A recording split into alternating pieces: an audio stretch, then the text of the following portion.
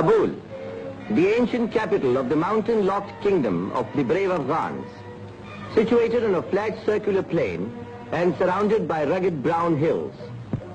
The city is a mixture of the old and the new. Its modern streets and picturesque roads with long sheltering rows of poplar trees. Its flowing fountains and waterfalls, its lakes and gardens, all have a charm of their own, a charm which is indigenous, exotic, and oriental.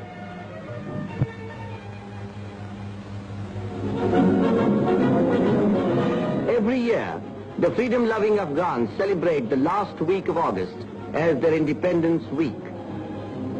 The martial music of the Afghan bands resounds in the decorated streets of the metropolis and draws hundreds of ruddy-cheeked lads from their homes and thousands of trigger-conscious tribesmen from their fields to pay homage to the memory of the martyrs who laid their lives so that Afghanistan might live. Liberty-loving Afghans cherish their national freedom above everything else. And these monuments remind them of the heroic sacrifices of generations of their countrymen in the cause of national independence. And this is the monument commemorating martyrdom of the great Mujahid, the late King Nader Shah, the father of modern Afghanistan.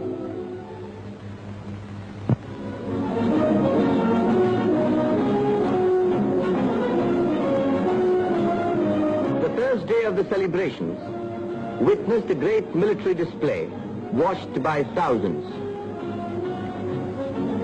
Steel-helmeted soldiers in their slick uniforms, armored cars and mounted guns. Such is the martial splendor of Afghanistan, poised to honor His Majesty the King, whose arrival everybody is waiting so eagerly. Punctually at 8:20 a.m., His Majesty arrived in the royal car. He was welcomed by His Royal Highness the Prime Minister and the Chief of the General Staff, and was offered a salute of 29 guns. Alighting from the car, His Majesty got into a jeep to inspect his faithful warriors.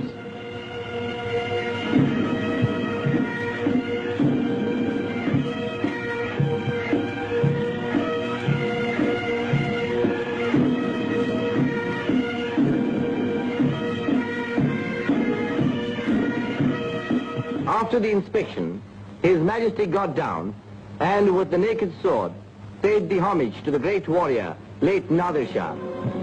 His Majesty is under the royal canopy to take salute of the Afghan army. At 8:45 started the passing out parade of the royal troops. The Afghan army is the flower of the nation.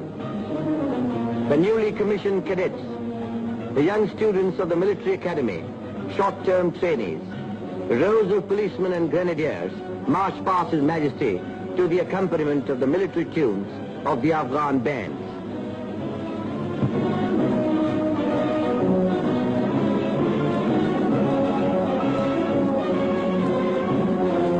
And then the heavy anti-aircraft guns. Groups of aeroplanes dived in formation, showering congratulatory leaflets all around. There are also the qualified recruits of the police school and a body of the police force. And these famous batteries, famous on account of the part they played in the struggle for independence. How the admiring crowds cheer them. These are followed by hill batteries, batteries for use in the plains, and more anti-aircraft guns. A number of helmeted men brought the rear of the parade, which lasted nearly 2 hours and aroused tremendous enthusiasm among the watching multitudes. Afghans adore games of all kinds and are keen sportsmen.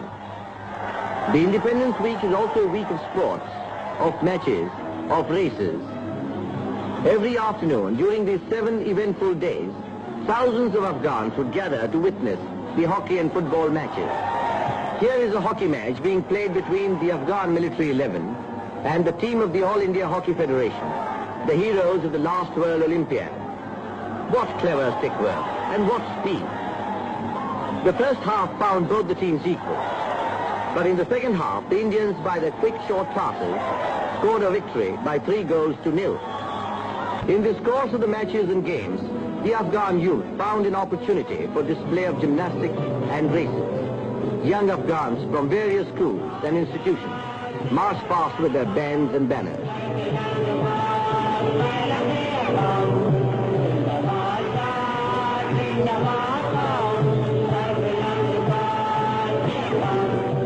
The gymnastic demonstration gave evidence of suppleness of bodies and hard and arduous training. And now watch a football match between the Alliance Club and the All India Football Federation 11. A great game indeed. Both the sides displayed equal dexterity and speed. The Indians stole a lead in the first half by scoring a goal, which the Afghan side soon after equalized.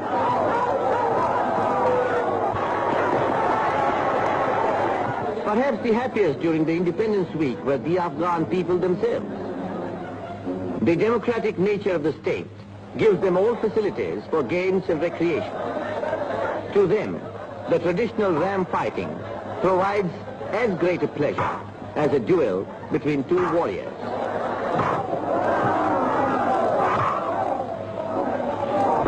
Finally, the dancing. The Afghan youths have their own way of dancing to the beating of the drum and the sweet melody of the flute. They let themselves go. Gradually, the music becomes faster, and so do the dancers.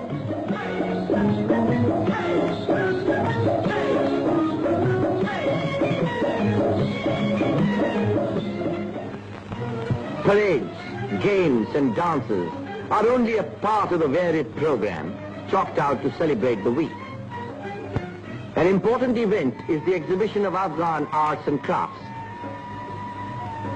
In spite of its insular position, Afghanistan has made lots of progress in the industrial field and well maintained its cultural heritage.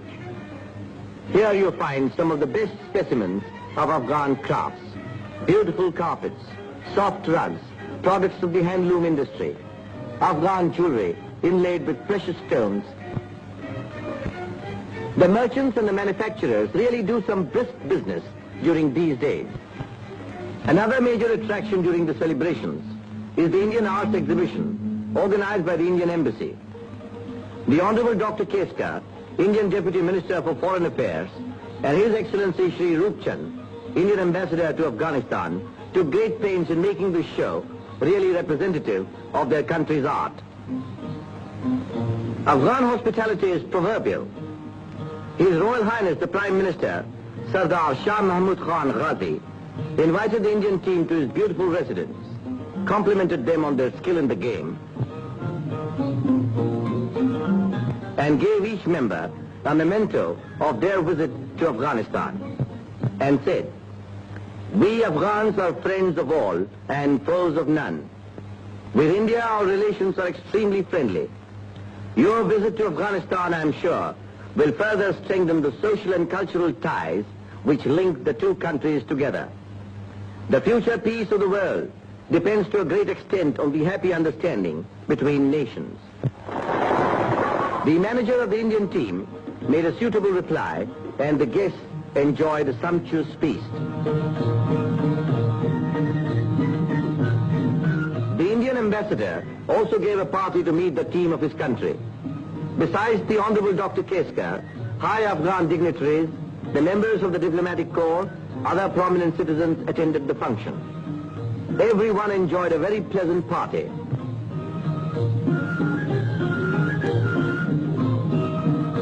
Finally, the Indian merchants in Afghanistan arranged a feast to meet their country's foreign minister. There is no communal problem in Afghanistan, and equality and liberty enjoyed by the Hindus and Sikhs in the country is remarkable. They love Afghanistan and are treated as Afghans first and Afghans last. Thus ended the eventful week, a week of celebrations.